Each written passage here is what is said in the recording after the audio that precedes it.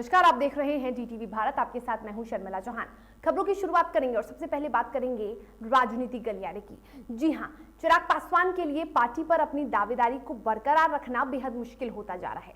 पहले संसदीय दल के नेता का पद छीन लिया गया और अब पशुपति पारस की ताजपोशी के बाद राष्ट्रीय अध्यक्ष पर भी ग्रहण लगता नजर आ रहा है। और ऐसे में चिराग पासवान भी अपनी तरफ से पूरी कोशिशों को तेज कर दिया है।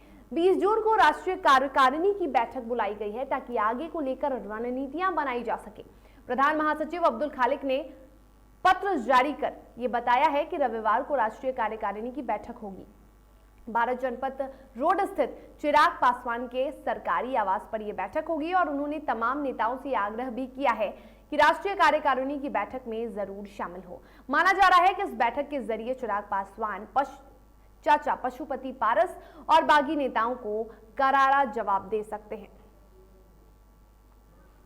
और इस पर अधिक जानकारी के लिए हमारे संपादक राजेश कुमार फोन लाइन पे जुड़े हुए हैं। राजेश जी, एक अहम बैठक 20 जून को होने वाली है। चिराग पासवान ने राष्ट्रीय कार्यकारिणी की एक बैठक बुलाई है। क्या लगता है राजेश जी, जिस तरह से चिराग पासवान की मुश्किलें बढ़ रही हैं, क्या इस बैठक में कुछ साफ हो पाएगा? क्या चिराग पासवान की ये जो कोशिशें हैं अपने कह सकते हैं कि अपने पार्टी को फिर से संजोने की, क्या उस कोशिश में वो कामयाब नजर आ रहे हैं? नहीं, देखिए, कोशिश यही है शर्मिला, जो आपका सवाल है कि अब जो उन्होंने खोया है उसको कैसे एक बार फिर समेटा जाए, एक बार पुनः वापस कैसे लाया जाए, इसी कोशिश में लगातार चिराग पासवान लगे हुए हैं। और जो 20 तारीख को जो बैठक होने वाली है उसमें तमाम लोगों से उन्होंने अपील की है कि जो लोग हैं इस बैठक में शामिल हों और साथ ही साथ इस बैठक के जरिए चिराग पासवान जो अपने विपक्षी गुट है या अपने चाचा को कह सकते हैं, ये एहसास कराने की कोशिश करेंगे कि नहीं, रियल में एलजेपी हम हैं और हमारे साथ ही एलजेपी है। तो ये एक ताकत प्रदर्शन का भी सिलसिला शुरू हो गया है। चाचा अपने भतीजे को ताकत का एहसास करा रहे हैं और भतीजा जो है चाचा को अपनी ताकत का एहसास कराना चाह रहा है। तो ये दोनों तरफ से प्रयास लगातार जारी है। लेकिन अभी तक का जो पलड़ा अगर आप देखेंगे तो चाचा यानी पारस जी का पलड़ा भारी नजर आ रहा है, क्योंकि जो सांसद हैं उनके खेमे में हैं, उनके साथ है। लेकिन चिराग पासवान के पास अभी वो नहीं है, वो बल, संख्या बल नहीं है, अकेले वो हैं, उनके आसपास कोई सांसद नहीं है या पार्टी के जो कल आप देखेंगे एक चीज और भी देखने को मिला, पारस जब प्रेस कॉन्फ्रेंस कर रहे थे तो कई ऐसे पुराने चेहरे जो कभी एलजेपी के साथ हुआ करते थे, बीच के दिनों में उन लोगों ने छोड़ दिया एलजेपी को, एक बार पुनः वापस आना शुरू हो गया है। और ये मैसेज क्लियर कट पारस जी ने कहा है कि आप जो लोगों ने छोड़ा है एक बार फिर पुनः वापस आ जाइए। तो कल पटना में भी बैठक हो रही थी एलजेपी गुट के द्वारा और ये 20 तारीख को जो बैठक बुलाई गई है उस बैठक में तमाम लोगों को बुलाया गया है। लेकिन कितनी बड़ी संख्या में चिराग अपने तमाम नेताओं को या जो चले गए हैं उन्हें वापस लाने में कामयाब होते हैं, ये देखना दिलचस्प होगा। लेकिन ये आसान काम नहीं है चिराग पासवान के लिए।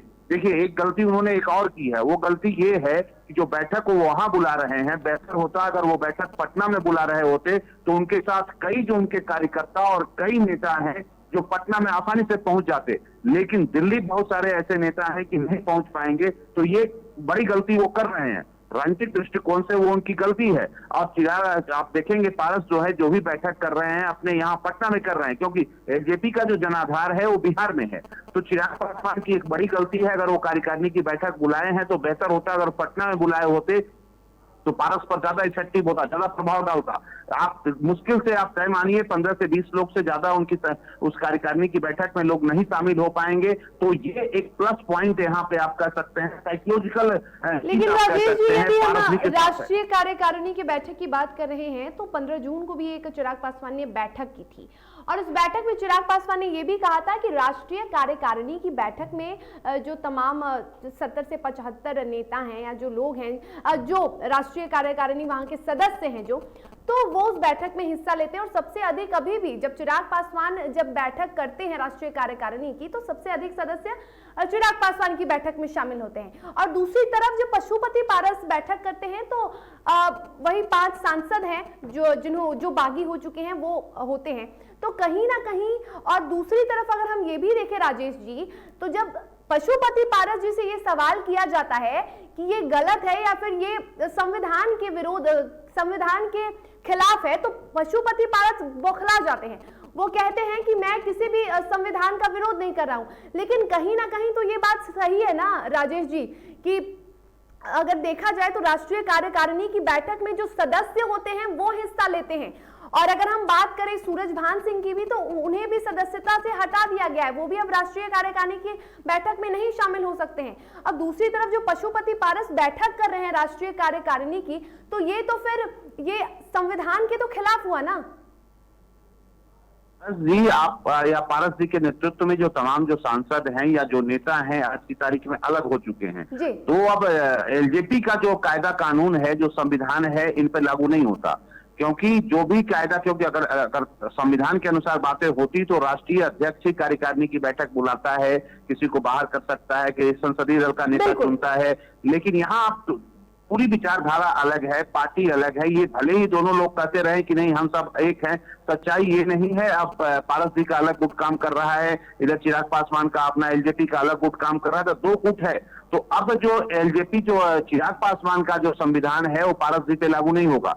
पारस जी भले ही, अब देखिए आगे आने वाले दिनों में जो कानूनी लड़ाई और दावपेच होगा, आपको याद होगा शरद यादव और नीतीश कुमार की भी लड़ाई लंबी चली थी इसी चुनाव चिन्ह को लेकर। पार्टी असली जेडीयू हम हैं, आप नकली हैं, तो ये लड़ाई आगे चलने वाली है। वैसे स्थिति में ये बात और है कि चिराग पासवान का सैद्धांतिक रूप से आप कह सकते हैं, कानूनी रूप से उनका पलड़ा भारी है, लेकिन लोकतंत्र है, लोकतंत्र में संख्या बल होता है। तो संख्या बल में अगर देखा जाए तो यहाँ पारस जो है 5 सांसद के साथ कम से कम लोकसभा में तो एक बड़ी बहुमत की ओर है और उनकी ताकत ज्यादा है।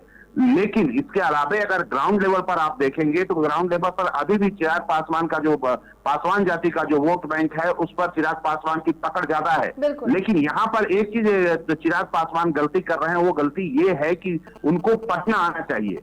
वो जो दिल्ली में बैठक कर रहे हैं, बेहतर होता वो बैठक पटना में कर रहे होते, तो ये जो तमाम जो लोग हैं पारस जी के नेतृत्व में जो अलग गुट जो काम कर रहा है उस पर एक साइकोलॉजिकल प्रेशर बनता, और साथ ही साथ चिराग एक तीर से कई निशाने साध लेते। कई लोग जो उनके समर्थक हैं, उनके जो कार्यकर्ता हैं, वो पटना पहुंचते और एक मनोवैज्ञानिक जीत यहाँ पर दिखती।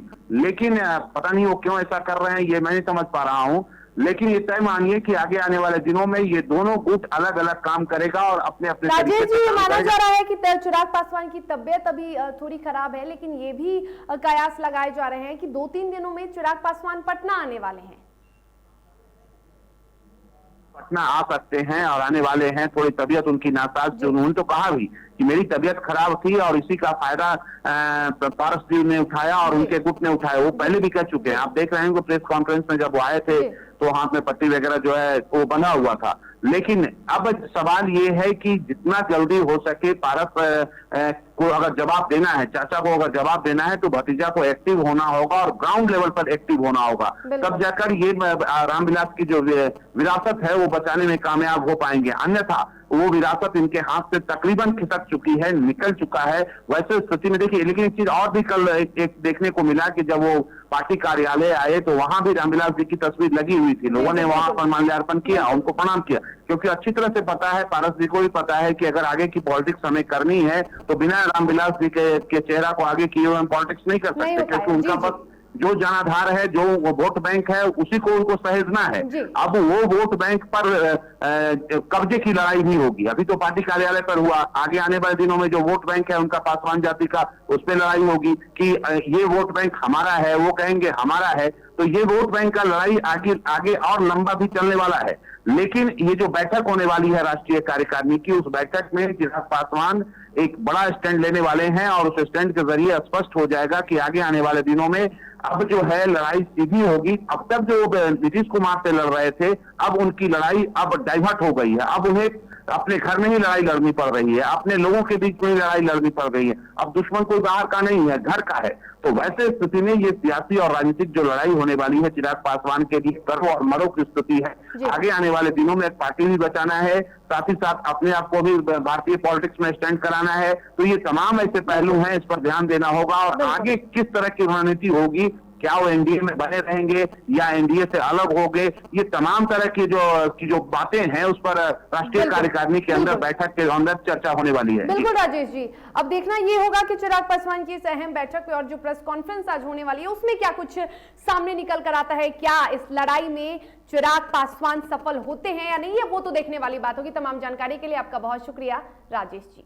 और अब खबरों में आगे बढ़ेंगे। नई दिल्ली में चिराग गुट की प्रेस कॉन्फ्रेंस होने वाली है। बता दें कि दोपहर 12:30 बजे 12 जनपद रोड स्थित ये प्रेस कॉन्फ्रेंस होंगी। लोजपा के राष्ट्रीय उपाध्यक्ष और राष्ट्रीय प्रवक्ता मीडिया को संबोधित करेंगे। अब्दुल खालेक और ए.के. वाजपेयी प्रेस कॉन्फ्रेंस करने वाले हैं। दिल्ली में चिराग पासवान के आवास पर यह प्रेस कॉन्फ्रेंस की जाएगी।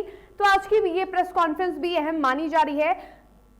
थोड़ी ही देर में प्रेस कॉन्फ्रेंस होने वाली है जो कि चिराग गुट की ओर से होने वाली है। और यहां पे आपको बता दें कि जो लोजपा के राष्ट्रीय उपाध्यक्ष हैं वो इस प्रेस कॉन्फ्रेंस को संबोधित करेंगे। और ऐसे में आज का जो प्रेस कॉन्फ्रेंस है वो भी अहम माना जा रहा है, क्योंकि एक दिन पहले ही पशुपति पारस की ताजपोशी हुई है। पशुपति पारस ने प्रेस कॉन्फ्रेंस भी किया, कई बातों को सामने रखा। उन्होंने अपने भतीजे चिराग पासवान को तानाशाह भी बताया। तो अब देखना ये होगा कि उन बातों का क्या रिएक्शन आज प्रेस कॉन्फ्रेंस में निकल कर आता है। अब उसके लिए थोड़ा इंतजार करना पड़ेगा।